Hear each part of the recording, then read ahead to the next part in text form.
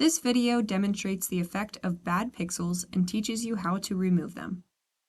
Bad pixels are detector elements whose electrical response has changed and can no longer be used to accurately represent radiometric temperature.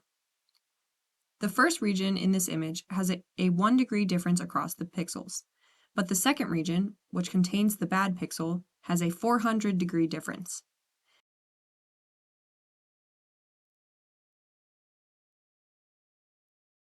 Bad pixels can throw off the image color palette by skewing the temperature range with the pixel's extreme temperature.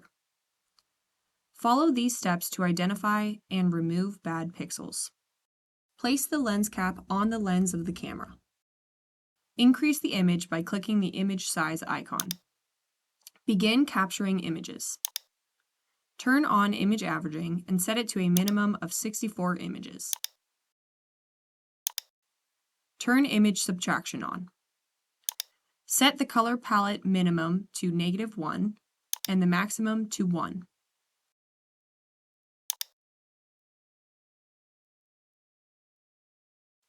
Click Set Reference in the Image Subtraction panel. Use the zoom and pan to locate bad pixels.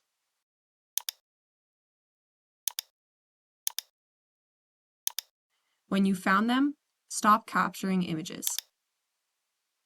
To remove the bad pixel, open the Bad Pixel Replacement window by clicking Setup and Bad Pixel Replacement. Select Show Bad Pixels. The pixel border color can be white or black. Select Add, and then click on the bad pixel in the image. If you select the wrong pixel, you can remove it by selecting the Remove option and then clicking on the pixel in the image. Make sure to save changes when you are done removing bad pixels.